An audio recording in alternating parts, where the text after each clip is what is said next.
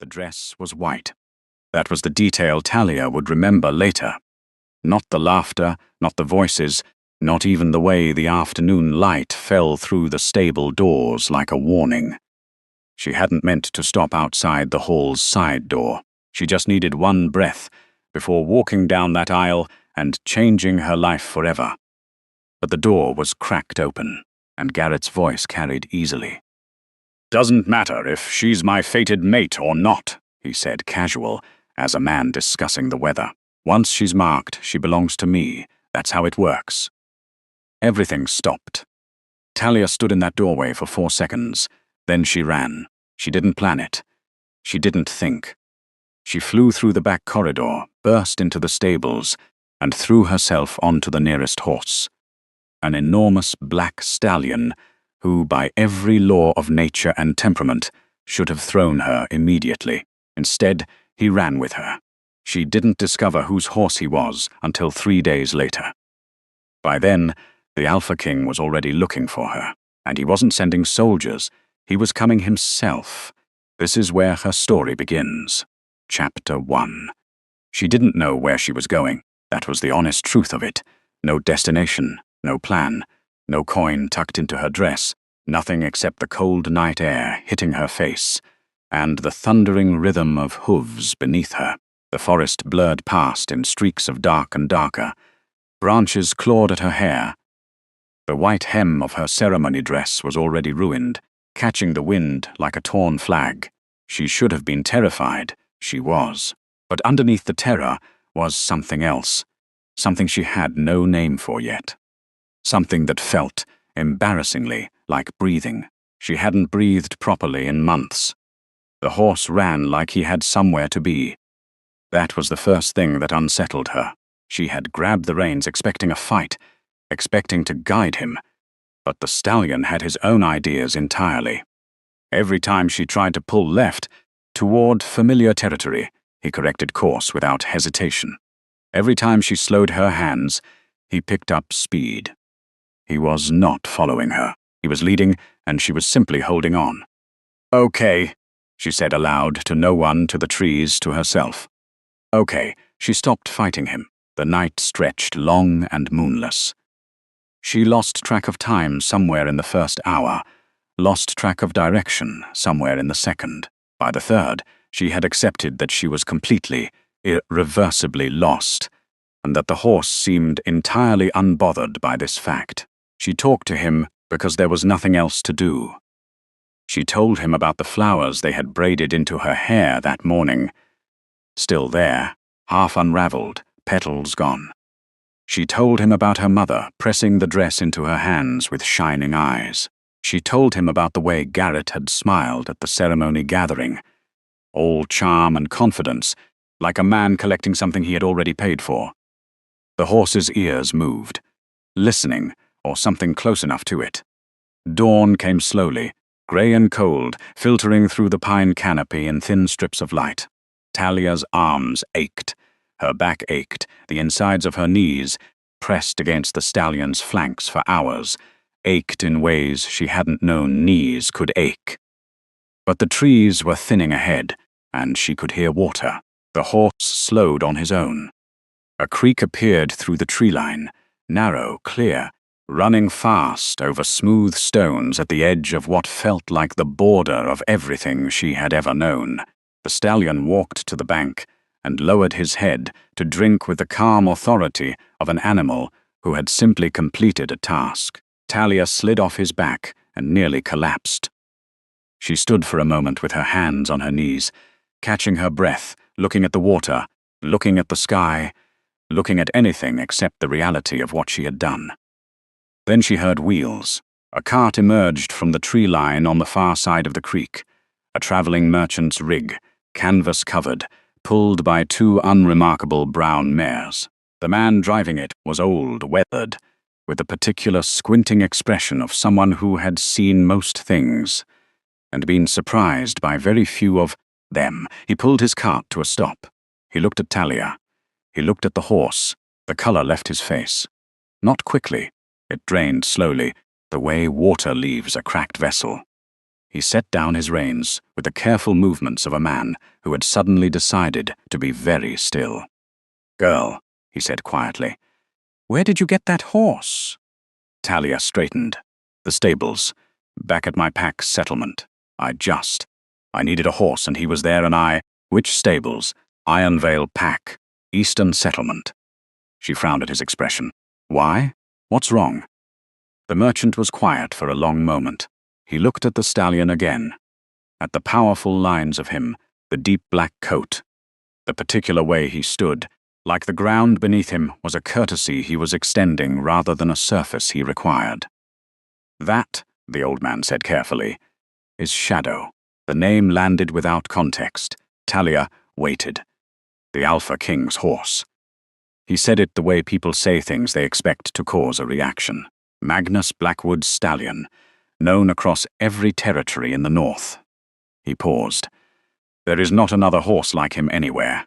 Every wolf from here to the mountain boundary would recognize him on sight." The creek kept running. A bird called somewhere above them, indifferent.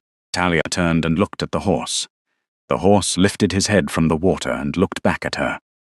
Dark eyes, steady and deep, with an intelligence in them that she had noticed last night, and filed away as imagination. Not imagination. She thought about the way he had stood perfectly still when she grabbed the reins. The way he had run without hesitation. The way he had led her here, to this creek, to this border, with the certainty of an animal who knew exactly what he was doing. "He let me ride him," she said, mostly to herself. "Yes," the merchant said. "That is the other problem." She understood then, not all at once, in pieces, each one heavier than the last. The Alpha King, his horse. A horse that accepted no one. A horse that half the northern territories would recognize on sight.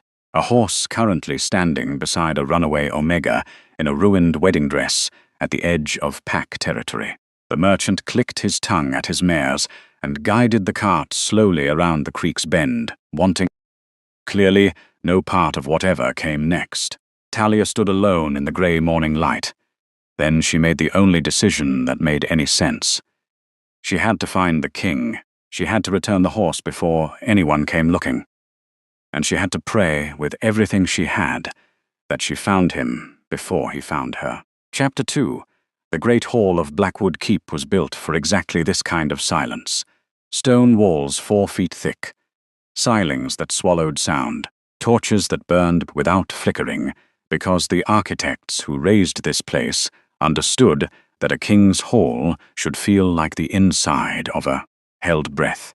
It was a room designed to make men feel small, and it succeeded reliably at that task. The scout standing in the center of it looked like he wanted to be anywhere else on Earth. He had ridden through the night. That much was visible. Mud on his boots, dust on his collar, the particular hollow look around his eyes that came from hours in the saddle, and the added burden of carrying news he wasn't sure he believed himself. He had repeated it twice already at the outer gate, once to the senior sentinel, once to the second-in-command, and each time the response had been the same slow blink of disbelief before told him to keep moving forward until he reached the king. Now he stood before Magnus Blackwood and said it a 3rd time. "Shadow carried her willingly, my lord, out of Ironvale territory, through the night." He's paused. "She didn't steal him. He went with her." The hall was very quiet. Magnus sat at the head of the long council table, one hand resting flat against the wood, his expression giving away nothing. He was a large man, not in the exaggerated way of men who needed size to feel powerful, but in the way of someone built by decades of actual use. There were lines at the corners of his eyes, a scar along his jaw that had long since faded to silver. He looked exactly like what he was. A man who had been making difficult decisions for a very long time and had stopped being surprised by most things. He had not been expecting this. His council recovered first. 3 senior wolves, all of them speaking at once, all of them arriving at the same conclusion from different directions.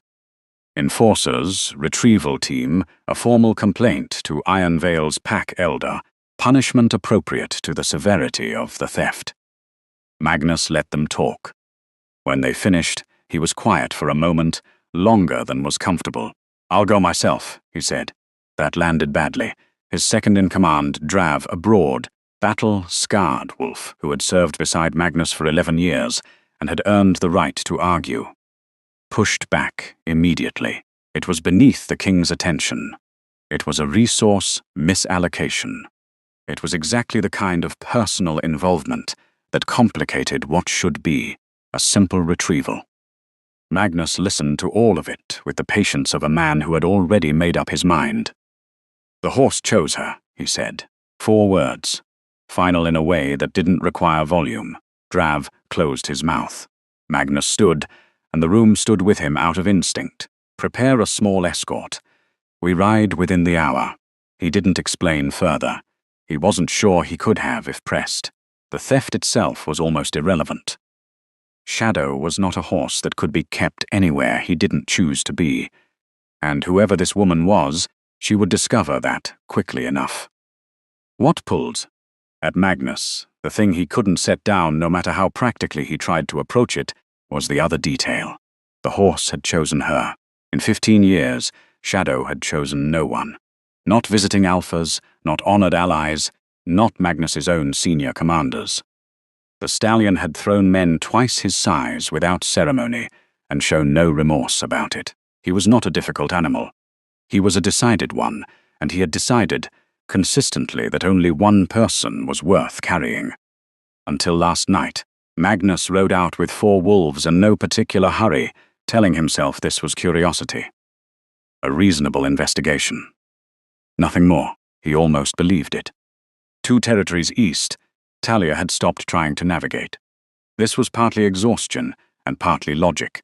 She had spent the better part of the morning attempting to guide Shadow toward what she believed was the general direction of Blackwood territory, working from half-remembered geography and a firm conviction that returning the horse quickly was her best available option.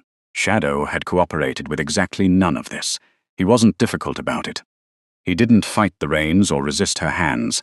He simply redirected, with the quiet confidence of someone correcting a small factual error, and continued in whatever direction he had already decided on. She had given up after the 4th correction. "You're going somewhere specific," she told him. The trees were dense here, old-growth pine that blocked the sky and turned midday into something closer to dusk. Her voice sounded strange in the stillness. "Aren't you?" Shadow's ears moved. That wasn't really a question. She had begun talking to him sometime around sunrise, when the silence of the forest had become heavier than she could carry alone. It helped, surprisingly. He was a better listener than most people she knew. Attentive in a way that felt genuine, responsive, without offering unwanted opinions. "I need to find your owner," she said. "I need to find him before he finds me, because I imagine being found is considerably worse than arriving voluntarily." She paused. "You understand that, don't you? It's a dignity issue." Shadow walked on, steady and unhurried. The forest shifted around them, the pines thinning slightly, the ground rising, the air carrying something colder and sharper that felt like altitude. Talia pulled the ruined fabric of her dress tighter across her shoulders and looked at the pale sky through the canopy above. She had the slow, deeply uncomfortable feeling that Shadow was not taking her to find the king. He was taking her to where the king would find her. Those were very different things. And somewhere behind her, already riding, Magnus Blackwood was closing the distance, driven by 4 words he couldn't stop turning over. The horse chose her. He needed to understand why. Chapter 3, Magnus had constructed a version of her in his mind over 3 days of riding. It happened automatically. The way a strategist fills in gaps, builds a picture from available details, prepares for what he is likely to find. The woman who had walked into a pack stable identified the most valuable horse in the Northern Territories and disappeared with him into the night, was either extraordinarily bold or extraordinarily desperate. Magnus had settled on bold. It made the most tactical sense. Desperation made people reckless, but boldness made them calculating, and a calculating person would have a plan, a destination, possibly allies, waiting somewhere across the border. He had prepared accordingly. He had not prepared for this. She was sitting on a fallen log at the ravine's edge, her ruined dress tucked around her knees, both hands raised to her own hair in the concentrated effort of someone attempting to rebraid it without a mirror. She was losing the battle. Several sections had already escaped, and she was clearly negotiating with them. Shadow stood beside her with his massive head resting on her shoulder with the ease of an animal who had been doing this for years rather than days, and she was talking to him in a low voice, the way people talk when they believe no one is listening. Magnus stopped his horse at the tree line. Behind him he heard Drav exhale slowly. He raised one hand, stay back, and rode forward alone. She heard him when he was still 20 feet out. Her head snapped up, her hands dropped from her hair, and she was on her feet before he had fully cleared the trees. The expression on her face moved through several things in rapid succession. Recognition, which meant she knew who he was, followed immediately by the particular quality of fear that comes not from violence, but from consequence. The fear of someone who knows they have done something wrong and has been dreading this moment. What she did next he had not anticipated at all. She grabbed the reins, walked straight toward him, held them up, and began talking. "I am so sorry. I know how this looks, and I know there is nothing I can say that adequately explains taking your horse without permission, but I want you to know that I took very good care of him, and he was never in any danger. And I was actually trying to find you to return him because I've been trying to find you for 2 days, but he keeps..." She glanced back at Shadow briefly. "He keeps deciding where we go," which I realize also sounds like something a person would say to avoid responsibility, but I promise you. "Stop," Magnus said. She stopped. He looked at her. Truly looked. The way he had learned to look at people over 15 years of separating truth from performance. The dress had been white once. The hem was destroyed, dark with mud and forest debris, and there was a tear along the left shoulder that had been inexpertly knotted to keep it from widening. Her hair was half undone. There was a small cut along her collarbone, the kind left by a low branch encountered at speed. She was holding the reins out to him with both hands, steady despite the fear visible in every other part of her. And she was waiting for whatever came next with the braced stillness of someone who had learned that waiting was safer than speaking. He did not take the reins. "Are you hurt?" he asked. She blinked. "I know. No, I'm fine." Then, with an earnestness that struck him as almost absurd, given the circumstances, she turned to check Shadow's legs, running her hands along the stallion's foreleg, checking the hoof, examining the ankle with the focused attention of someone who genuinely knew what they were looking for. "He's not hurt either. I made sure we didn't push too hard after the first night, and I found good water twice. And more concerned about the horse than about yourself," Magnus said. She straightened, seemed to realize how that looked. "You love him," she said simply. "I didn't want him to be harmed because of something I did." Magnus was quiet for a moment.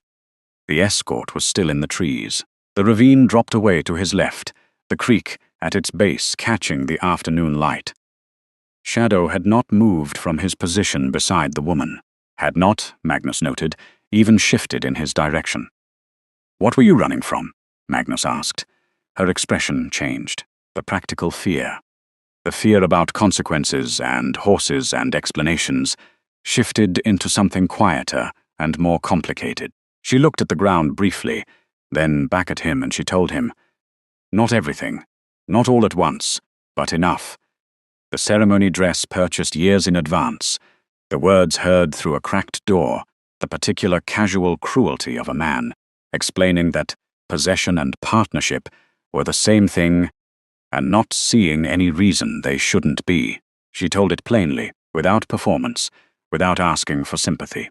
The words came out, like something she was simply reporting, as though she had already spent 3 days deciding which parts were true, and which parts she might have misunderstood, and had arrived finally at the conclusion that she had not misunderstood anything.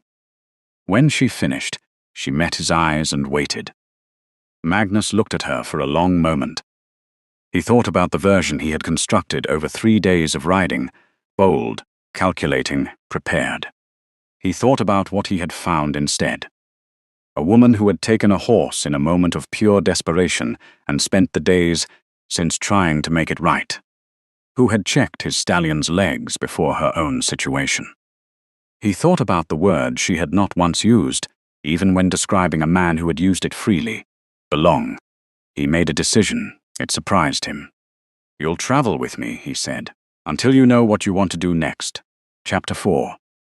He laid out the terms simply, without decoration. She would travel with his escort toward the Northern Keep. She would be given food, shelter, and protection for the duration.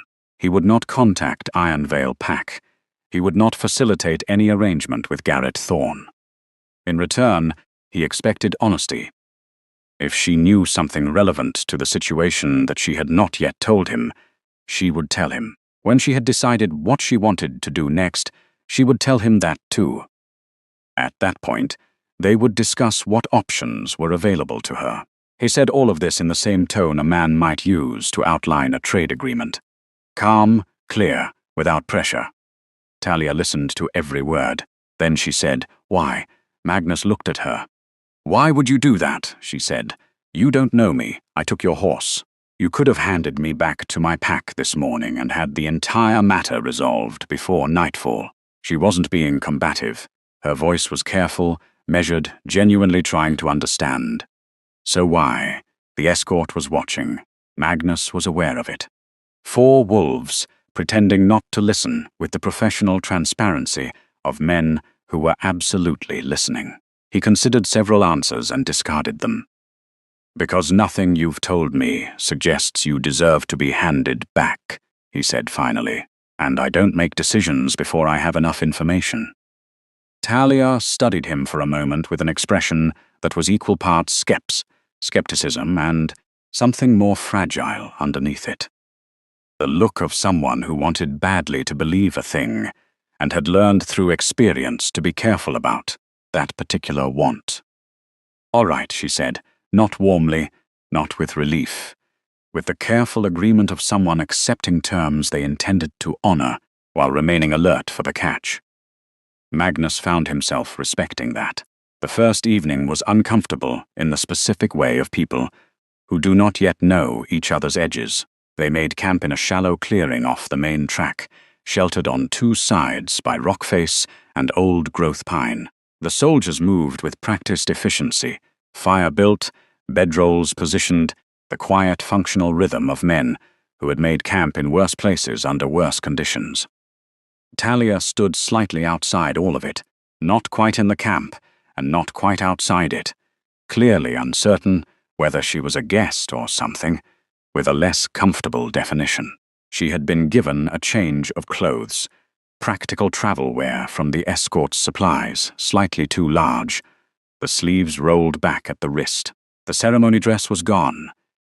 Magnus had noticed the exact moment she stopped moving carefully to preserve it. The moment she had accepted it was already ruined beyond sentiment, and folded it away into a saddlebag without ceremony. He kept his distance through the evening, ate with his men, spoke quietly with Drav about route and timing, let her find her own equilibrium without the added pressure of his attention. It didn't entirely work. Every time one of the soldiers moved near her, even to hand her food, even to add wood to the fire, she went still in the way of someone running, rapid calculations, not afraid of them specifically. Afraid of what their presence meant, of the authority they represented, of being in a situation where other people controlled the terms. She sat closest to Shadow. The stallion had positioned himself at the edge of the firelight nearest to her, and had remained there, immovable, with the settled permanence of a very large animal who had made a decision about where he belonged this evening. When one of the soldiers attempted to lead him to the picket line with the other horses, Shadow looked at him with profound indifference and did not move. The soldier looked at Magnus. Magnus made a small gesture. "Leave him." The fire burned lower. The soldiers settled. The forest darkened around them into the particular quiet of deep wilderness. Insects, wind, the distant sound of the creek below the ridge. Talia spoke without looking at him. "Why did he choose me?" Magnus looked up from the fire. She was watching Shadow, her knees drawn up, both hands wrapped around the tin cup she had been given. "You said he's never carried anyone else, so why did he let me?" "I didn't do anything special. I just grabbed the reins and he went." She shook her head slightly. "It doesn't make sense." Magnus was quiet for a moment. There were things he could have said, explanations he could have constructed that would have sounded authoritative and reasonable. He was not, as a general rule, a man who admitted the limits of his understanding. Not in council, not in negotiation, not in the dozen daily moments where a king's certainty functioned as a necessary instrument of order. "I don't know," he said. Talia glanced at him. "I have had that horse for 9 years," Magnus continued, looking at the fire. "I know his temperament better than I know most people's. What he did has never happened before, and I cannot explain it." A pause. "That bothers me considerably." Talia was quiet for a moment. Then something in her shoulders released. A tension so habitual she had probably stopped feeling it, dropping almost imperceptibly, like a knot worked loose after a long time. She looked back at the fire. "Okay," she said quietly. Not to him exactly, to herself, or to the decision she was still in the process of making. Magnus watched her from across the fire and said nothing. He had told the truth. He didn't know why the horse had chosen her. But he was beginning to think that the answer mattered considerably more than retrieving the animal ever had. Chapter 5. It didn't happen all at once. That was the thing about walls built over years. They didn't come down in a single moment of revelation. They came down the way frost leaves a window, slowly, from the edges, in the places where warmth had been quietly, persistently present long enough to matter. The first morning she had eaten breakfast facing slightly away from the group, shoulders angled toward Shadow, conversation minimal. The second morning she had accepted food without startling when the soldier's hand came close. By the fourth day she was sitting fully inside the circle of the campfire, and Magnus noted it the way he noted most things, quietly, without drawing attention to the noticing. The escort noticed too. Said nothing. They were good men. The shift, when it came, arrived without announcement. They were riding through a dense stretch of pine corridor, the kind of trail that narrowed enough to force single file and made conversation difficult unless you raised your voice. Magnus had been navigating by memory, and he made a minor miscalculation.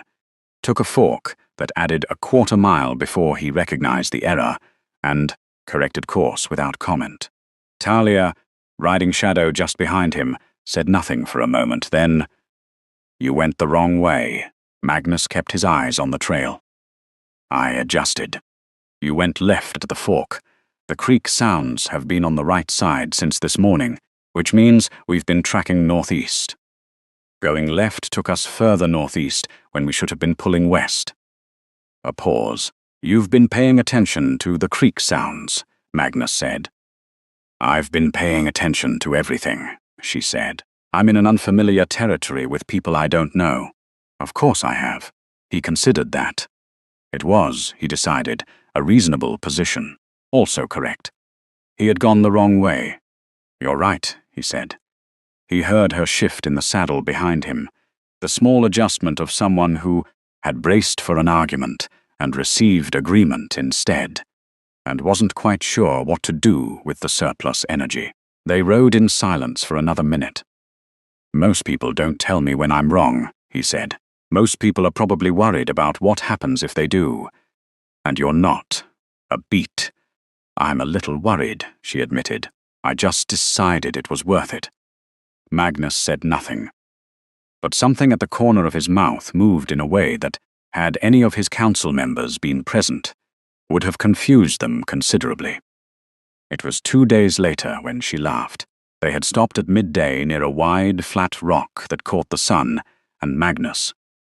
In the middle of a completely straightforward description of a trade dispute he had mediated the previous winter involving 2 pack elders, a boundary stone, and a goat that both parties claimed as evidence.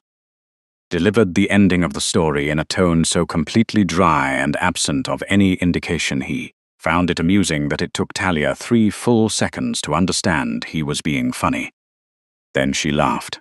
Genuinely, fully, the kind of laugh that arrives before the decision to laugh.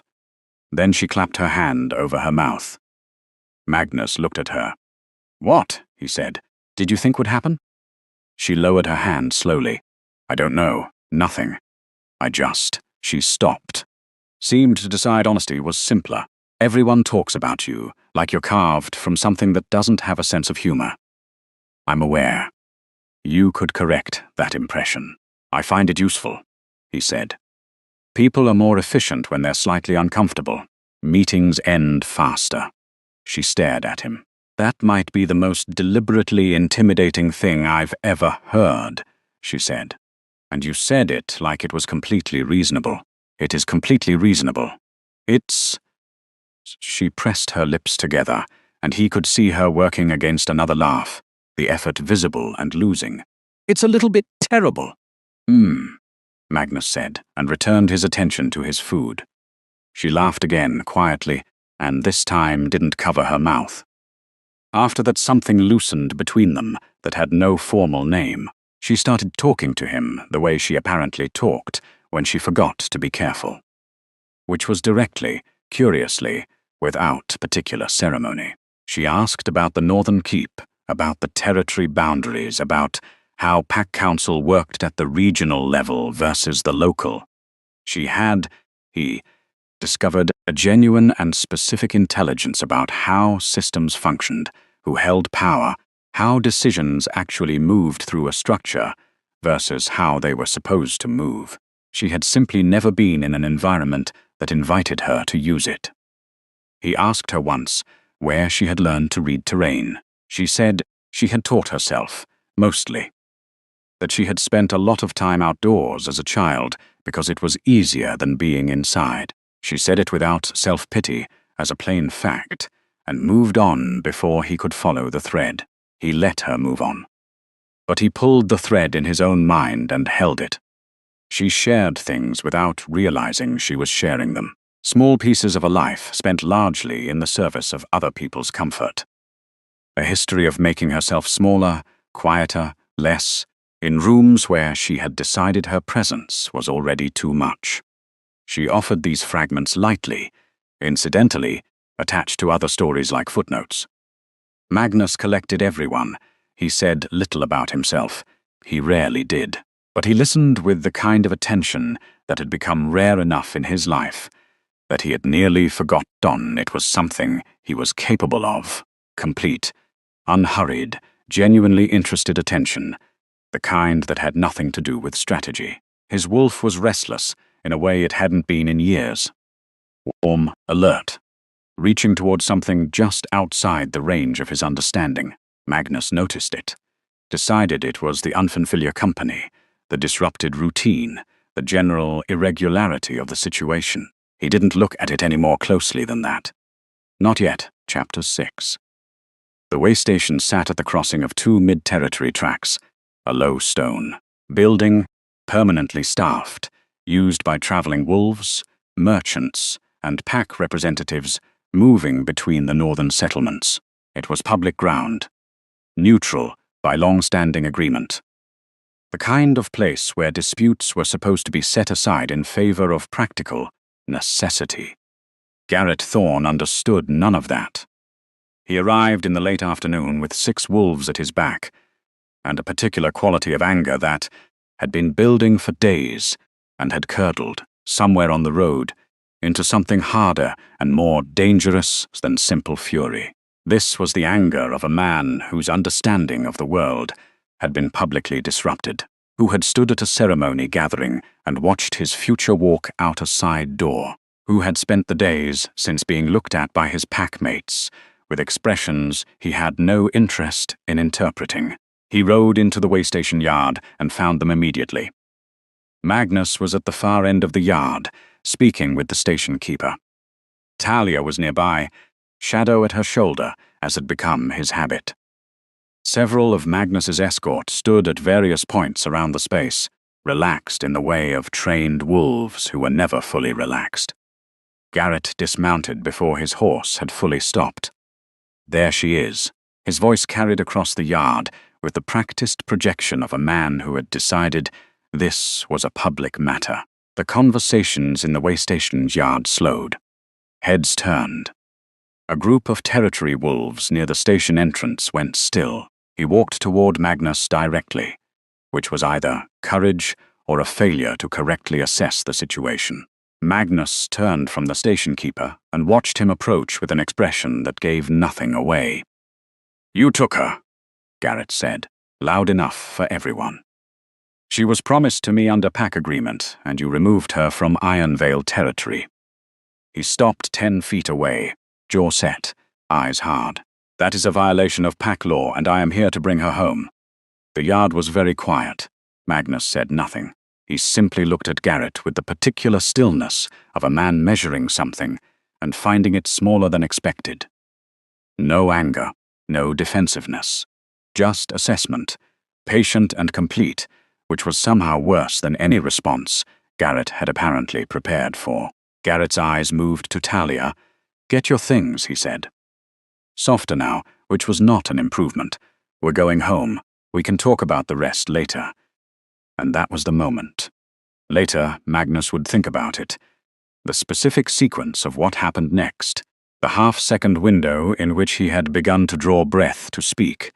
To lay out the formal reality of the situation in terms that left no room for interpretation. He had the words ready. The authority to deliver them was not in question. He didn't get the chance.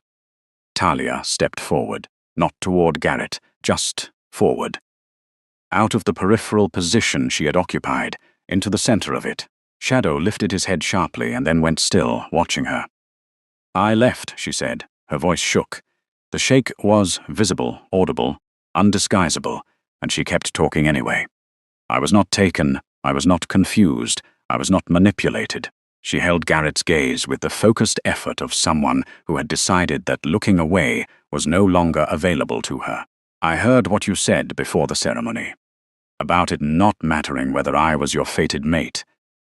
About me belonging to you once the mark was done. A breath.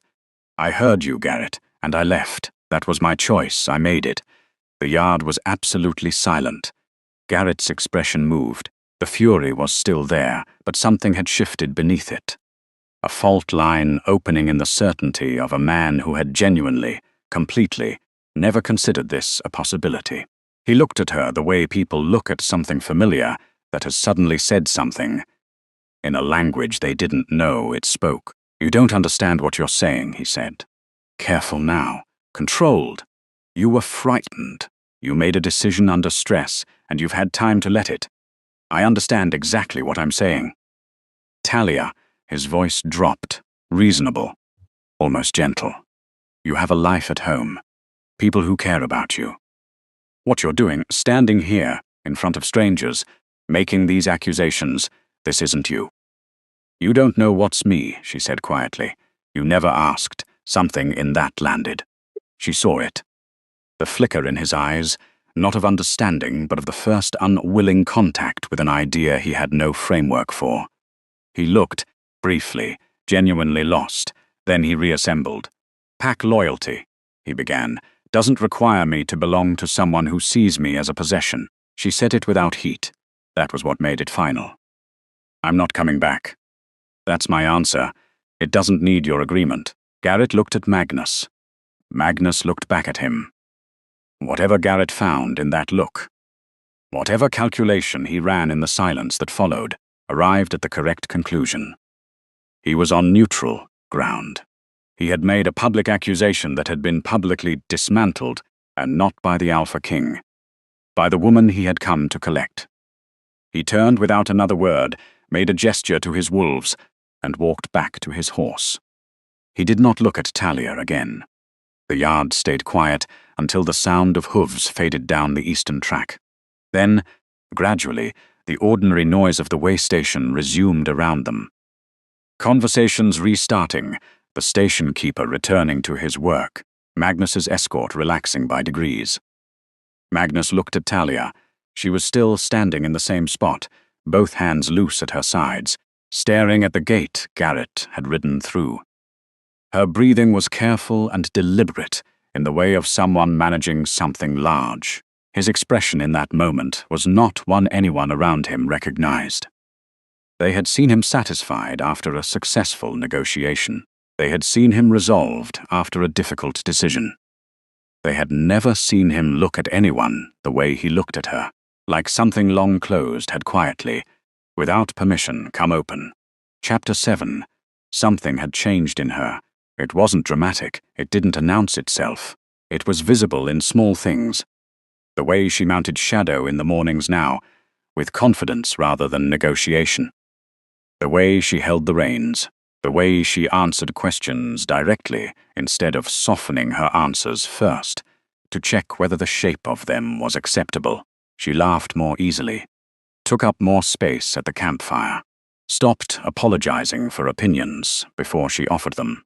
Magnus noticed all of it and said nothing, because some things are fragile in the early stages, and the wrong attention can interrupt them the way an hand cupped around a new flame can either shelter it or smother it entirely. He simply adjusted his own behavior accordingly, made room without drawing attention to the making of it.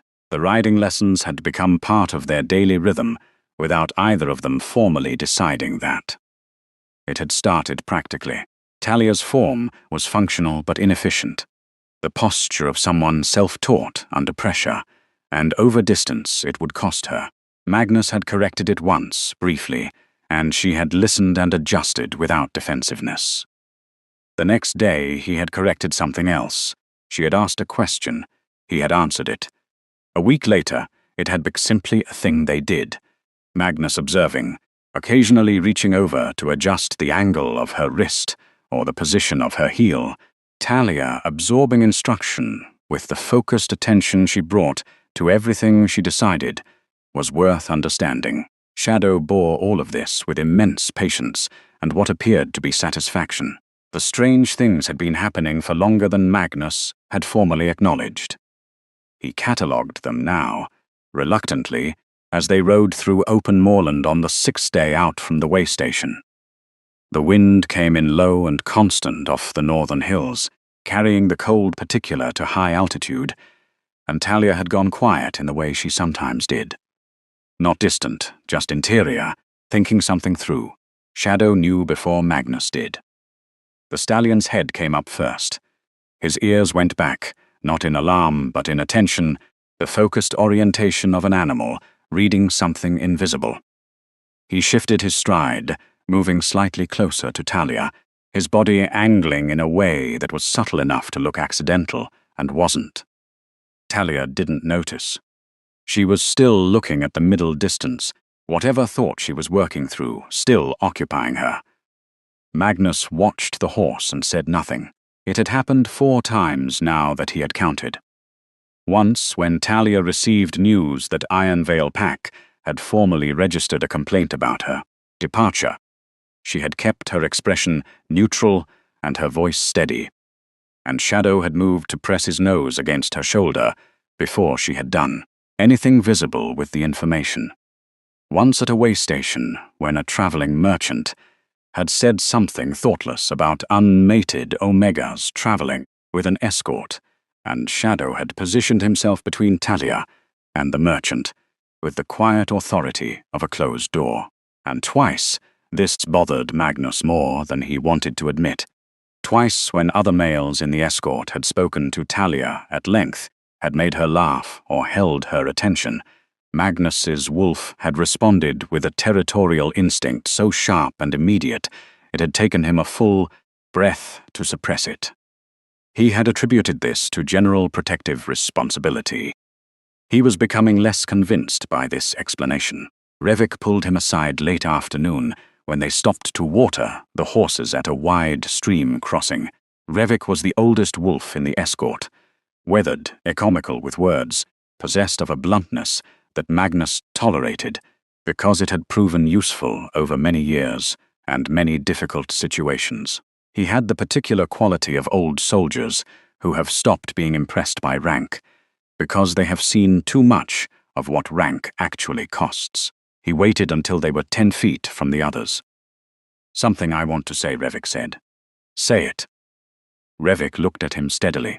"I've seen you react to 3 different wolves talking to the girl in the last 2 days. Each time, 30 seconds, maybe less, before your wolf was pushing at you." He paused. "You covered it well. I'm aware of my own responses," Magnus said. "I know you are." Revik's voice was even. "I'm not questioning your awareness. I'm telling you I've seen that specific response once before. 12 years ago. Aldrich, your 3rd Sector commander. A beat. 3 days before he recognized his fated mate. Had no idea what was happening to him either. The stream moved past them, fast and cold over dark stones. "Mind your assignment, Revik," Magnus said. "Yes, my lord," Revik said, without any particular indication that he found this response convincing, and walked back to his horse. That night, Magnus sat outside the camp's firelight, long after the others slept. The fire had burned to coals. The forest was deep and quiet around him. Somewhere in the camp, Shadow stood at his customary position near Talia's bedroll. A shadow among shadows, watchful even in stillness. Magnus looked at the coals and thought about things he had spent 15 years not thinking about. He had closed that particular door a long time ago, practically, deliberately, without self-pity. A king's life was structured in ways that left certain things permanently out of reach, and he had made his accounting of that and moved forward. He had been comfortable with what he had decided was simply the truth of his situation. Revik's words sat in his chest like something with weight.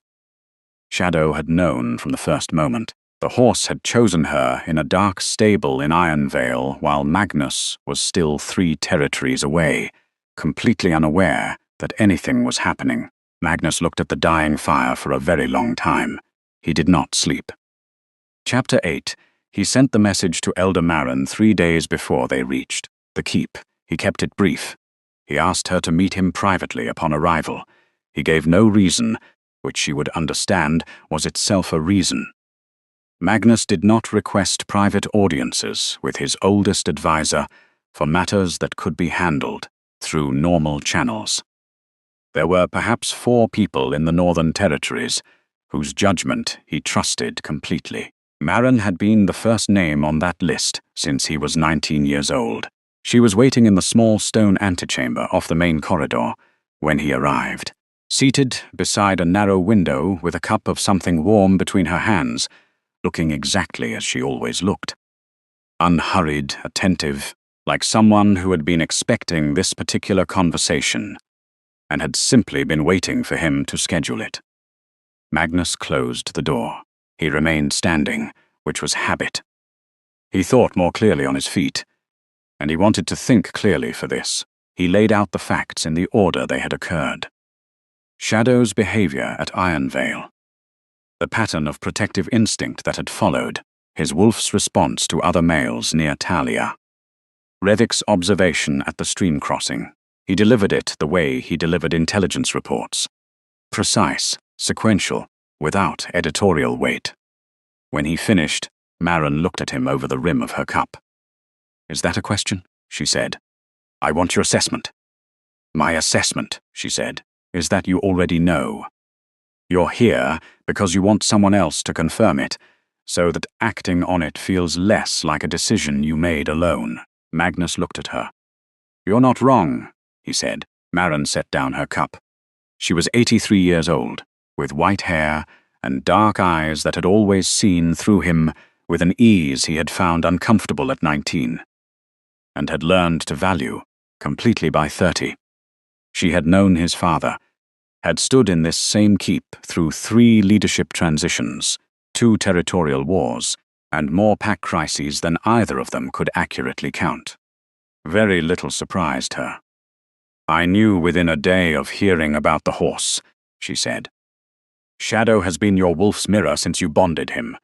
He recognizes what your wolf recognizes, sometimes faster." She paused. "The horse found her first because he was paying attention and you weren't." "I wasn't present," Magnus said. "I was 3 territories away. Your wolf wasn't." She said it simply, without drama. Distance doesn't interrupt a mate bond in the early stages. It just makes it harder to identify. She looked at him steadily. The protective instinct, the wolf's restlessness, the way everything settles when she's nearby. "Magnus, you've been describing a bond for 20 minutes. You've simply been using other words for it." The antechamber was quiet. Outside the narrow window, the keep's inner yard was visible, stone and grey sky, and the ordinary movement of people going about the day's work. Magnus stood with this information the way he stood with all difficult information. Turned it, examined the edges, looked for the places where it might be wrong or incomplete, or the result of confirmation bias applied to ambiguous evidence. He found very few.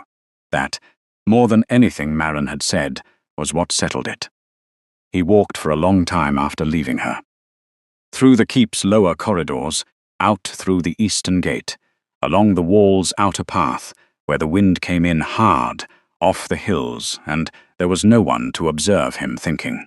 He had always done his most honest thinking, in motion, in cold air, in spaces where the weight of the great hall, and the council table, and the accumulated expectations of 15 years of leadership were slightly easier to set aside.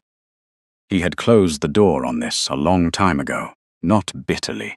He wanted to be clear with himself about that. It had not been bitterness or resignation, or the particular ache of someone who believed they deserved more than they were getting. It had been a practical accounting. He was Alpha King of the Northern Territories. The position had costs. The years had costs. He had paid them without complaint and built something worth the payment, and he had decided, somewhere around the age of 35, that a mate bond was simply not part of the architecture of his life. He had been comfortable with that. He examined the comfort now and found it had always been somewhat architectural itself. Constructed, maintained, occasionally repaired in the quiet hours before dawn when the keep was silent, and the loneliness was most honest about its dimensions. Talia was not who he would have imagined. He recognized the inadequacy of that thought immediately. It implied he had been imagining someone, specific which he hadn't, because imagining had felt like a particular kind of cruelty he had chosen not to practice on himself. But if he had, he would not have imagined someone who argued with him about trail direction and was correct.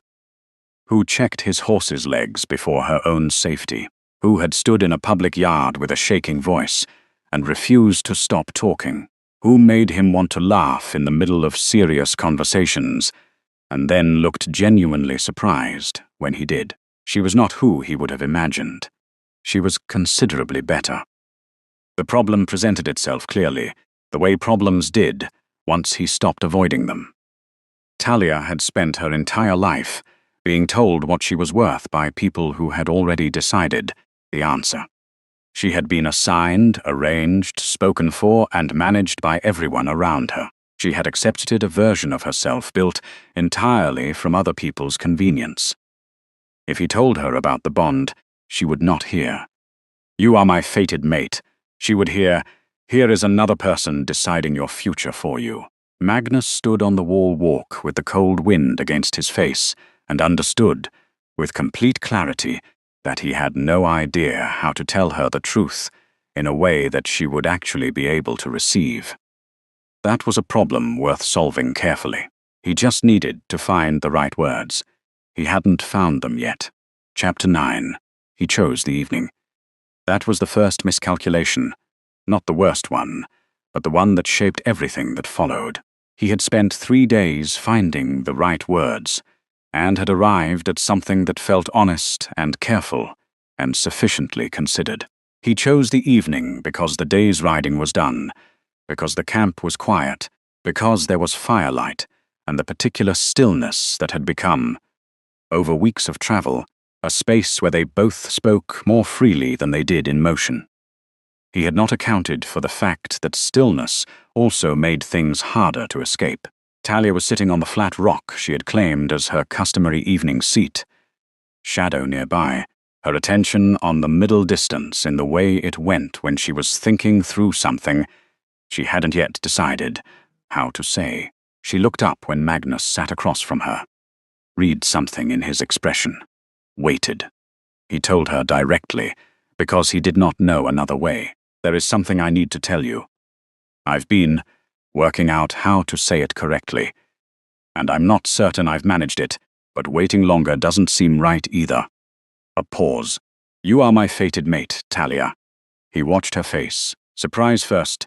The genuine, unguarded kind. The kind that arrives before the mind can moderate it. Her lips parted slightly. Her eyes moved over his face, as if checking whether he meant something different from what he'd said. Then, wonder. Brief, undefended, painfully honest. Something in her that wanted this. Wanted it with a completeness that she hadn't been able to hide in the half-second before she understood what she was feeling. Then the shutting. It happened the way a door closes in a gust of wind. Not slowly, not dramatically. Just suddenly, and then it was closed. Her expression didn't collapse. It simply withdrew. Went somewhere interior and quiet and very far from the firelight. She looked at him for a long moment. "Would you have looked for me?" she asked. Her voice was careful. Level. If Shadow hadn't gone with me, if there had been nothing unusual, if someone had just told you a horse was stolen from Ironvale territory. She paused. Would any of this have happened? Magnus opened his mouth, and here was the worst miscalculation. Not cruelty, not carelessness, but the instinct of an honest man who had not yet understood that some questions require more than honesty to answer well. He could have said, "I fell in love with you before I understood why." He could have said, "The bond explains what was already true." He could have led with what he felt rather than what he knew. Instead he said, "I can't tell you with certainty what I would have done without knowing what I know now. What I can tell you is that what I feel."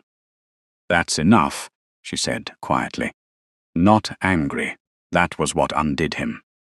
She said it with the soft finality of someone who had just received the answer they had already suspected and had been hoping to be wrong about. "Talia, you deserve someone who was chosen freely." She said it looking at the fire, not at him. "Not assigned by a bond that neither of you asked for. You deserve someone who was actually selected by you, because you wanted her specifically." A pause. "Not because fate made the decision and your wolf followed the instruction. That is not what this. I won't be something that happened to you." She said it, without heat, without accusation, like a decision she had already finished making and was simply now reporting. "I've spent my whole life being something that happened to people. Something convenient, something arranged, something that fit the space available." She finally looked at him. Her eyes were dry. That cost her something. He could see the cost clearly. "You're a good man. You deserve better than a bond you didn't choose and a mate who will always wonder." He said her name again.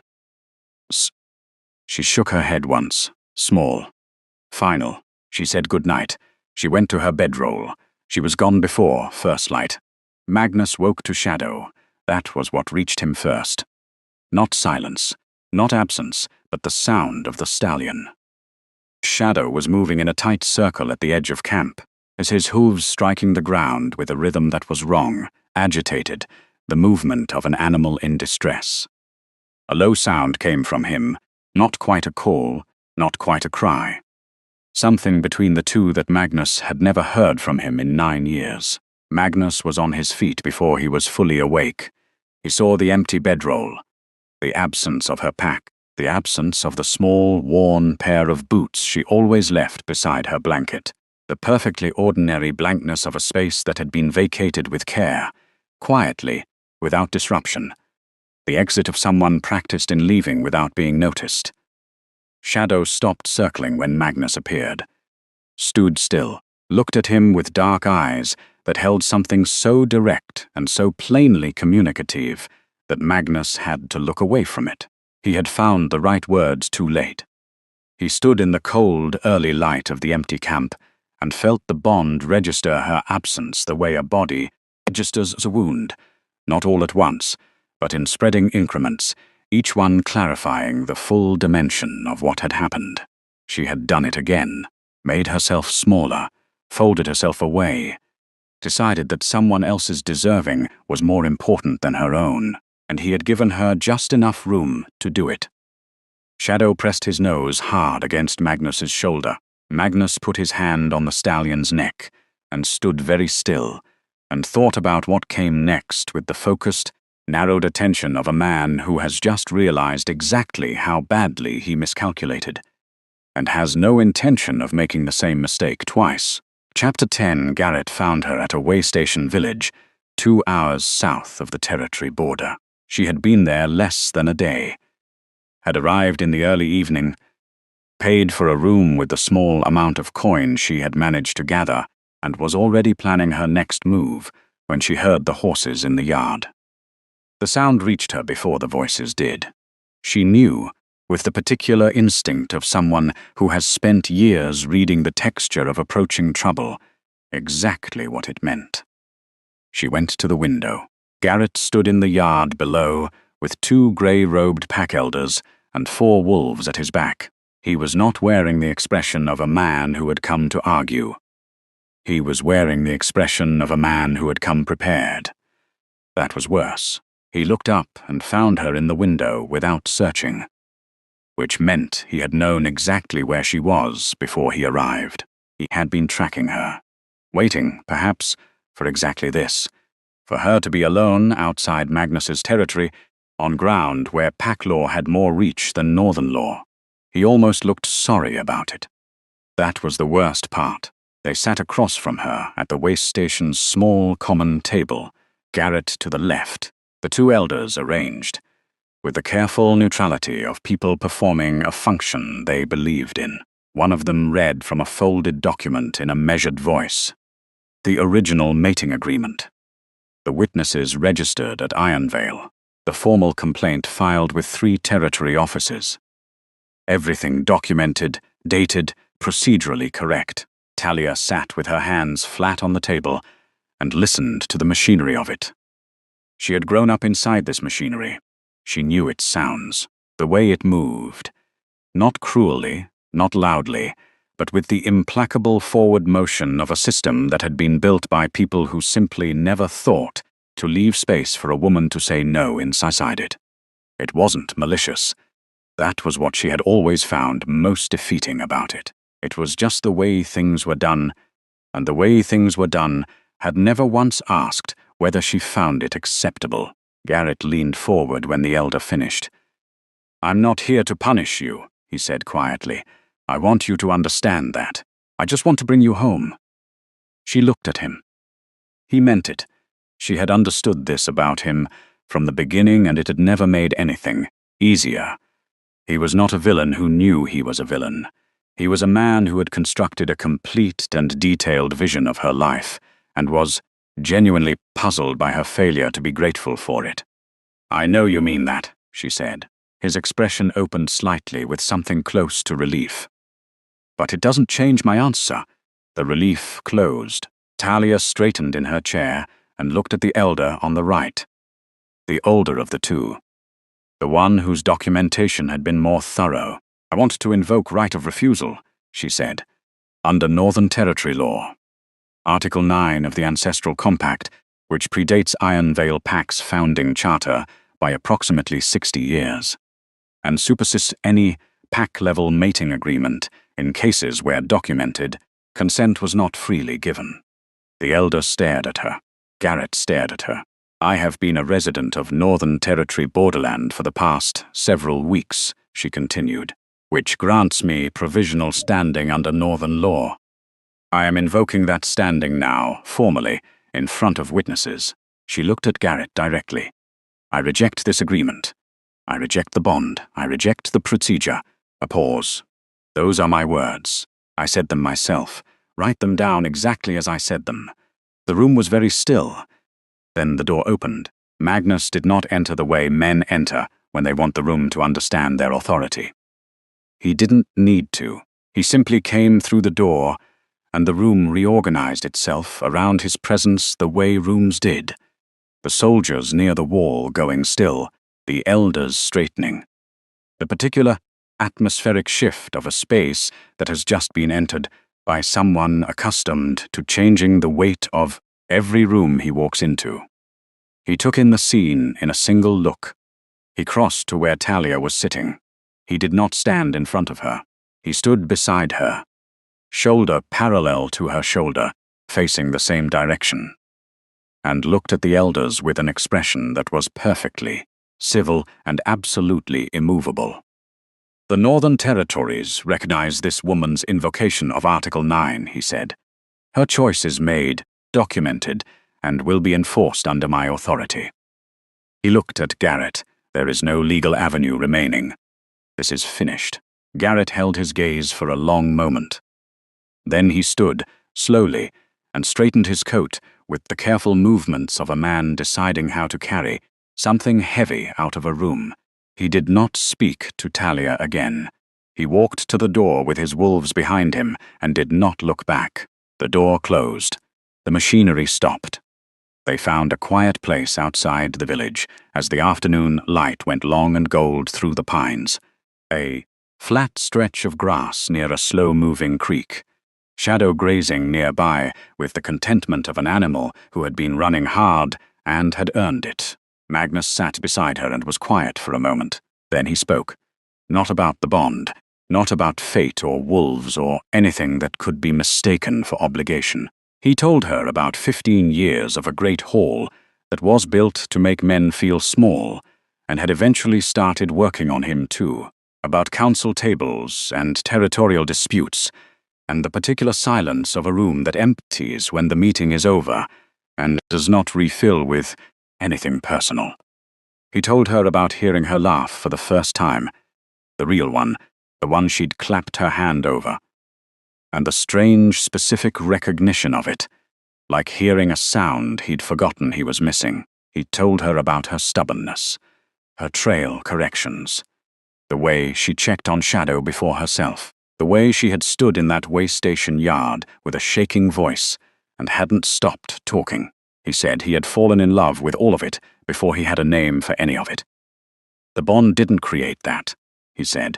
It just arrived late and explained what was already true.